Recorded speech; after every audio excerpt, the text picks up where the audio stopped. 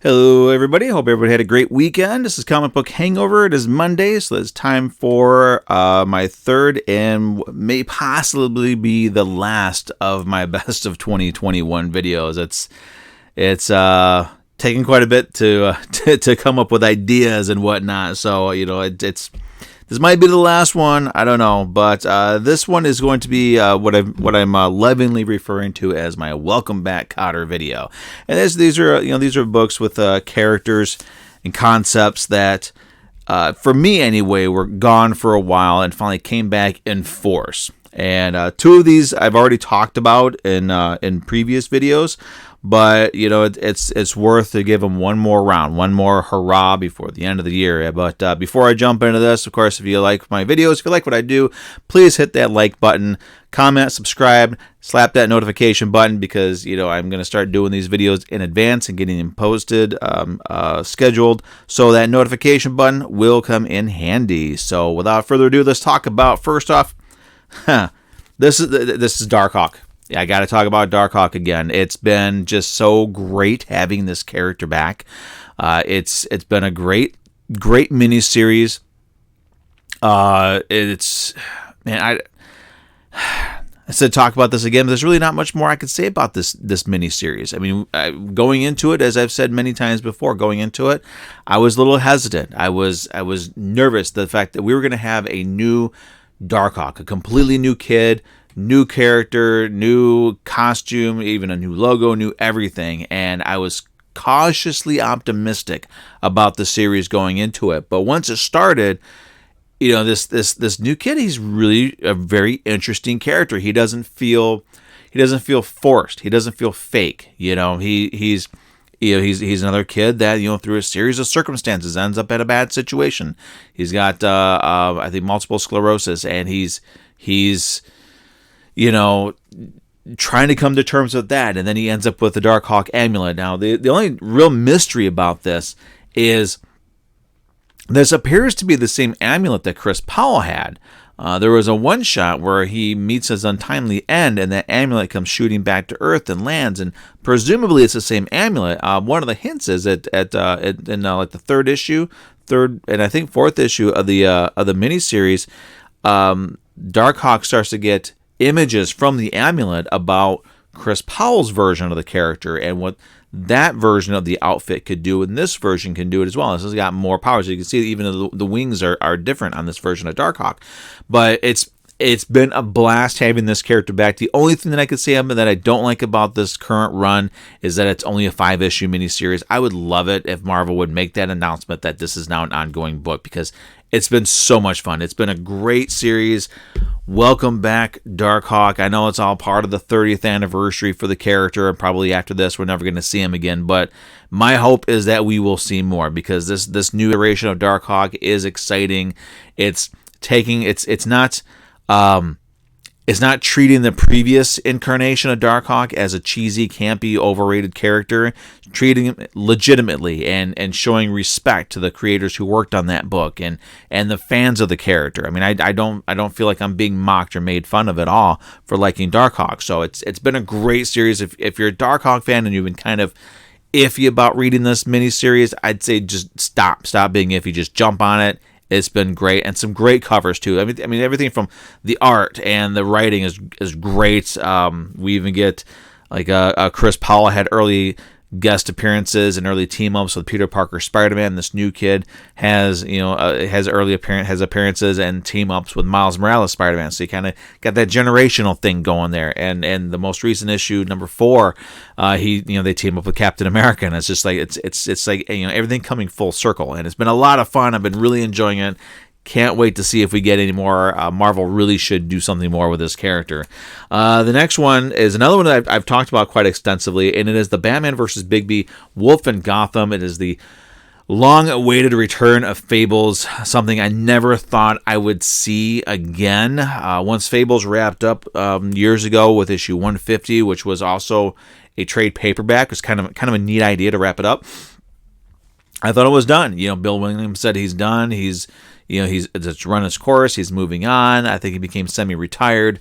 And when the announcement came out that we were not only going to be getting new Fables, but Bigby is going to be coming into the DCU and teaming up with Batman, so to speak. They don't really like each other. But then the extra added bonus of Cinderella being in the miniseries has just been great. This has been a fun series. I cannot wait to see where this ends up. I think we've got 1 or 2 more issues of this to go, and then we're going to get the 12-issue Fables maxi series. So Fables, this has been one of those books that I picked up the first issue because I liked the cover, and then I hit a week where I didn't really have any books to read, so I read it and enjoyed it. I thought it was really interesting.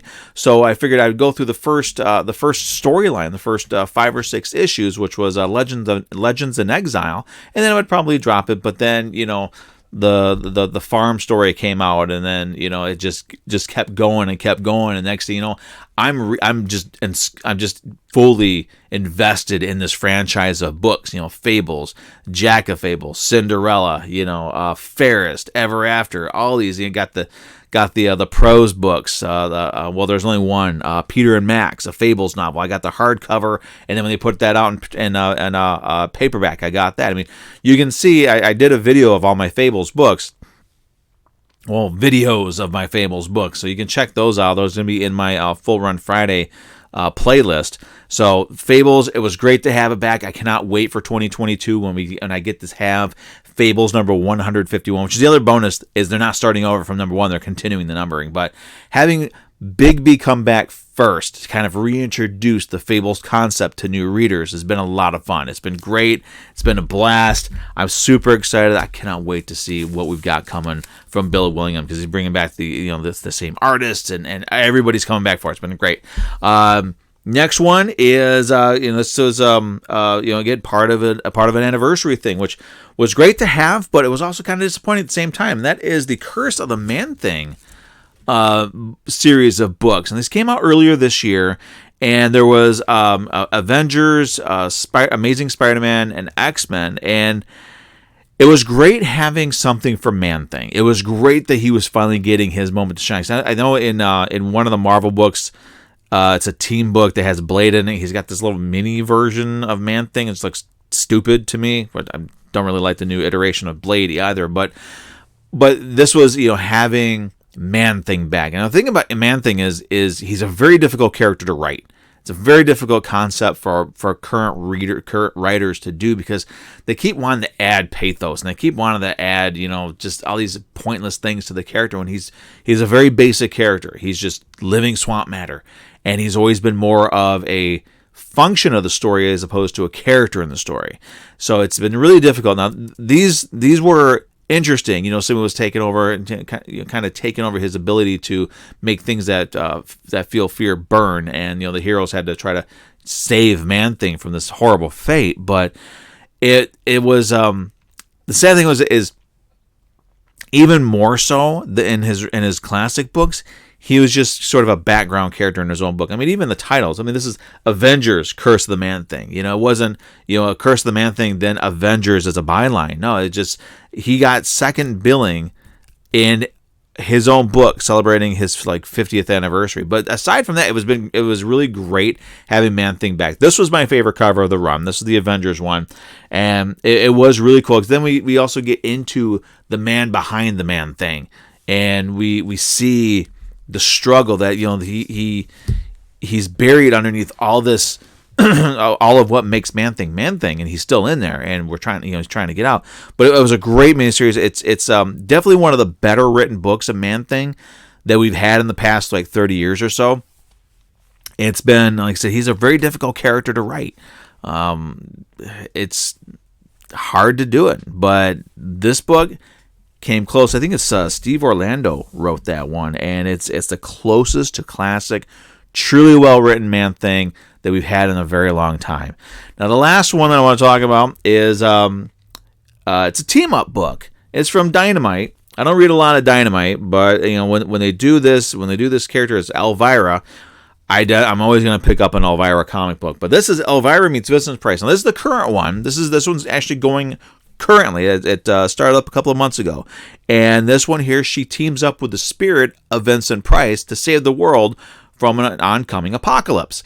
And what was really great about this was, we get to see Vincent Price again, and the writer. I wish I had taken note as to who was writing this book, but the writer, he is a fan. The writer is truly a fan of Vincent Price, because the way Price's dialogue is written, you can hear his voice as he's speaking in the comic, and they have fun with the whole idea. I mean, Elvira is one of those characters she recognizes that when she's in these, she knows that she's in a comic book, and kind of Price gets involved in that sort of fun gag as well. But it's been great. It's awesome to have a Vincent Price in the title and on the cover of a comic book. Plus, he's in there with one of the icons of horror, one of the greatest of all time, Elvira, Mistress of the Dark. I mean, you really could not have a better team up. I mean, I can't think of anybody else I would want Price to come back and team up with and have a great story. And the story is really cool too. I mean, you get to see Vincent Price in like different iterations of different characters. They make references to the Hammer films. It's been a lot of fun. I mean, I've really, really honestly enjoyed this miniseries. It's great to have Vincent Price back, even if it is for a short time. It's like it was great to have Man-Thing back. It was for a short time. Great to have Darkhawk back in 2021, celebrating his 30th anniversary. Again, it's probably just going to be a one-off miniseries. Hopefully I'm wrong, because I would love to see more Darkhawk. I know we've got more Fables coming, so my fellow Fables fans, 2022 is going to be the year for us. I mean, we're going to be wrapping up the Batman Bigby miniseries, and then we got 12 issues coming. 12 issues coming of Fables. So 151 to 163, something like that, we're going to be getting. So it's going to be great. I'm very much looking forward to it. But anyway, there you go. Those are my welcome back comic books for 2021. Those are books and characters and concepts that were gone for a while. For me, anyway, they came back and just were a lot of fun. They were a lot of fun. There was also, if I could do a sort of a name drop, there's also Beta Ray Bill had a miniseries, a 5-issue miniseries earlier this year that was really cool. It added more layers to the Beta Ray Bill character and kind of put him in an interesting spot where we could see more of him. And also, gave us Pip the Troll a little bit as well. That was a lot of fun. I wish we could have gotten more to the story. I mean, it was good, but it wasn't great. The art was okay. I mean, the art actually, it did kind of fit the sort of story that they were telling with Beta Ray, but. I mean, if you're a fan of Beta Ray Bill, that miniseries that came out earlier this year is definitely one to check out, because it did capture the essence of Beta Ray and added a layer about how he's sort of self-conscious about his looks, and it goes from there. So, but anyway, that's it. That is we're gonna wrap this up, because I mean, next week we got 2 more weeks of comics for this year. We got this coming Thursday, and then next Thursday, and then that's it for 2021 in comics. We're in 2022. How crazy is that? But so we're gonna wrap this up. So we're gonna, because with the holidays coming up, and my little boy is out of school. He's on Christmas vacation now, so I'm not gonna have a lot of time to do to put anything else together. So. For the rest of the year, got 2 more videos, 2 more weekly haul, weekly reviews, and then we're gonna call it. We're gonna put a fork in 2021 and move on to 2022, onward and upward to bigger and better. So that said, everybody, thanks for checking out my very short run Best of 2021 series. Hopefully next year I could do something a little bit more involved and pull in more stuff. So I'm throughout the year, throughout 2022, I will be looking for other ideas and suggestions as to what I could do for a grand finale for 2022. But that said, we've also got another kid coming, which means we probably might be looking for another place to live. I don't know. So I mean, 2022 is going to be a pretty amazing year. I mean, everything's going to look a lot different at the end of it than it does at the beginning of it. So that said, anyway, again, thanks for watching. Click that like button. Comment down below which characters came back in 2021 that got you excited, and which characters are coming back in 2022 that you're even more excited about. I've got Ghost Rider and I've got She-Hulk. I've got high hopes for them. I'm hoping I'm not disappointed. Darkhawk was a step in the right direction, showing that Marvel can actually bring these characters back and do them respectfully and fun. And I'm hoping that we kind of get back to what Marvel used to be, when Marvel was more about the comic books and not so much about the movies and TV shows. But that said, again, thanks for watching. Like, comment, subscribe, slap that notification button, and we will see everybody on Thursday with another weekly haul, weekly review video. Have a great week.